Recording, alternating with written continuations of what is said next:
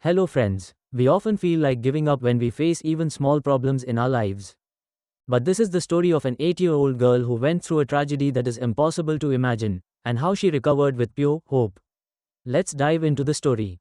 The movie opens by showing us the warm, chaotic life of a working-class family in South Korea. We meet Dong-hoon, a hardworking father who works at a factory, and Mi-hee, a mother who runs a small stationery store on the ground floor of their house.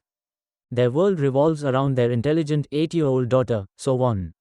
On this specific morning, everything feels rushed. It is raining heavily outside. The mother is busy attending to customers, and the father is late for work. So-won is getting ready for school by herself. Her mother quickly combs her hair and hands her a bright yellow umbrella, telling her to be careful. As So-won walks out, she sees her father rushing to his car. She calls out to him, hoping for a proper goodbye, but he is so stressed about being late that he just waves distractedly and drives off.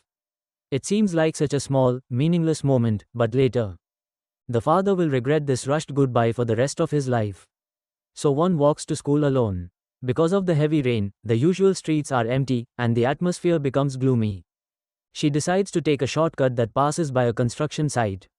It is a quiet, isolated area. As she walks with her yellow umbrella, she notices a man standing in the rain, soaking wet. He smells of alcohol and looks disheveled. He calls out to her, saying, "I don't have an umbrella. Can you share yours with me?" So-won has been raised to be kind and helpful to elders. Instead of running away, she feels pity for him and steps forward to share her umbrella. The movie wisely does not show the violence that follows. The screen fades to black, leaving us with a feeling of dread as the yellow umbrella falls to the muddy ground. Hours later, we see the father, Dong-hoon, working at the factory. He receives a phone call from the police station. The officer on the other line says, "Your daughter, So-won, has been in an accident. She is at the hospital." At first, Dong-hoon thinks it might be a car accident or a small injury. He calls his wife, and they both rush to the emergency room, their hearts pounding with worry. However, when they arrive, the atmosphere is chaotic and terrifying. The doctors look grim. When the parents finally find the doctor, he delivers news that destroys their world. He explains that So-won was not hit by a car, she was brutally attacked by a man. The damage is catastrophic. Her internal organs have been ruptured, and her bowels are destroyed. The doctor explains that she will survive. But she will never live a normal life again. She will need to wear a colostomy bag attached to her stomach to use the bathroom forever. The mother, Mi-hee, collapses in shock, unable to process the horror. Dong-hoon, trembling, walks into the emergency ward to see his little girl. The sight breaks him. So-won is lying on the bed, covered in bruises, dirt, and blood. She looks so small and fragile, hooked up to all the machines. Dong-hoon remembers the morning when she waved at him, healthy and happy. He falls to the floor and cries uncontrollably. Meanwhile, the police are pressuring the family.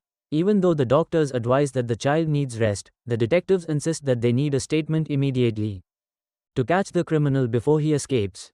It is a cruel situation. Despite her immense pain and trauma, little So-won bravely nods. She describes the man and identifies him from a lineup. Thanks to her bravery, the police arrest the suspect hiding in a motel.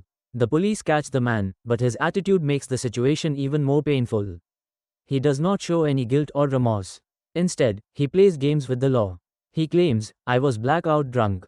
I don't remember anything I did." In the South Korean legal system, there is a statute that allows for a reduced sentence if the crime was committed while the person was feeble-minded due to alcohol intoxication. The criminal knows this and tries to use it to escape a heavy punishment. While the parents are praying for their daughter's survival, this monster is worried about getting a lighter jail sentence. This injustice adds a layer of anger to the deep sadness of the story. After multiple surgeries, So-won survives, but the psychological scars run deeper than the physical ones. She develops a severe phobia of adult men. She associates deep voices and male figures with the monster who attacked her. One afternoon, Dong-hoon enters her hospital room to comfort her. He simply wants to hold his daughter's hand. But the moment So-won sees him, her eyes widen in terror. She starts shaking violently, pulls the blanket over her head, and screams, "Dad, go away, please go away." It is the most heartbreaking moment for a father, to be rejected by the person he loves most. He realizes that his presence reminds her of the trauma.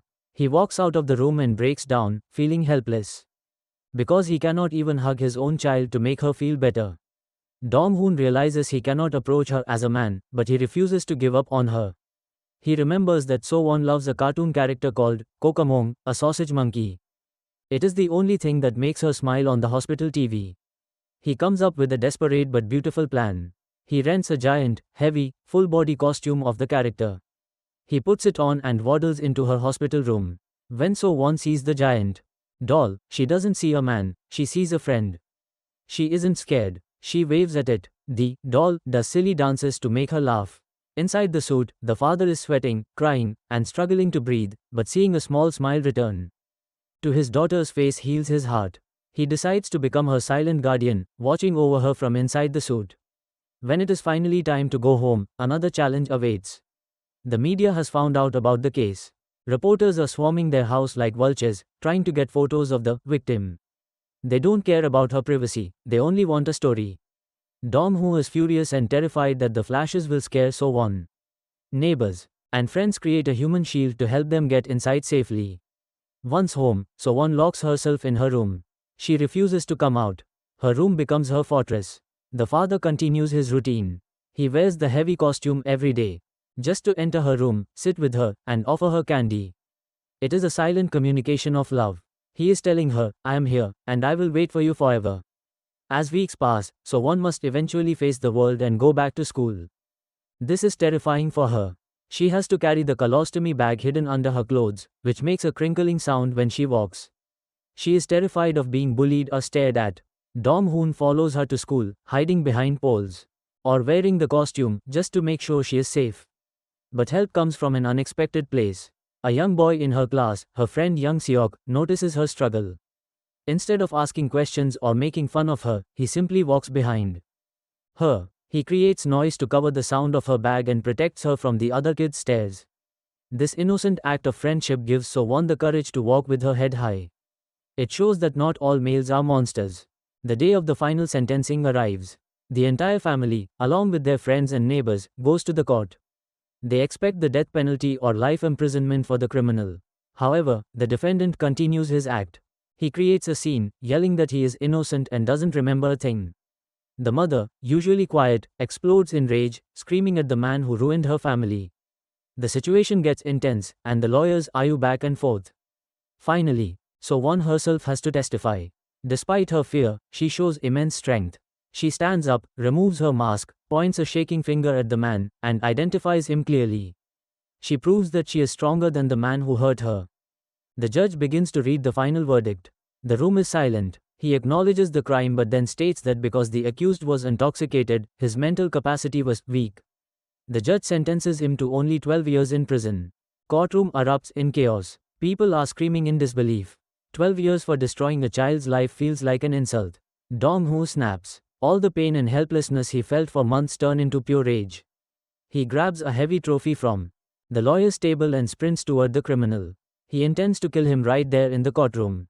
Police officers try to hold him back, but his fatherly rage is too strong. He is ready to become a murderer to get justice for his daughter. Just as Dong-hoo is about to smash the trophy onto the criminal's head, something stops him. A small voice cuts through the noise. Dad. So-won, who hasn't touched her father in months, walks into the chaos. She wraps her small arms around his leg and hugs him tight. She cries, Daddy, let's go home. She doesn't want her father to go to jail, she wants him to come home with her. The touch of his daughter snaps Dong-hoo out of his rage. He drops the weapon and falls to his knees, hugging her back. He sobs uncontrollably, apologizing for not being able to protect her. It is the most powerful scene in the movie, the daughter saving the father, just as he tried to save her. The movie ends not with revenge, but with healing. Time passes. So-won's physical wounds heal, though the scars remain. The family welcomes a new baby boy, bringing laughter back into the silent house. The final scene takes place on a sunny afternoon. Dong-hoo is coming home from work, wearing the heavy costume because he thinks So-won still needs it. He is exhausted and sweating. He takes off the head of the suit to wipe his face. Suddenly, So-won enters the room. He tries to hide, panicking that she saw him. But So-won simply walks up to him, takes a handkerchief, and gently wipes the sweat from his face. She smiles. She knew it was him all along. The movie closes with a shot of So-won's diary, where she writes that despite the pain, she still has hope for the future. The family has survived the darkness together. Do you think 12 years in prison is a fair punishment for someone who destroyed a child's life? Don't forget to comment your thoughts about this verdict below. Please subscribe to my channel. See you in the next video.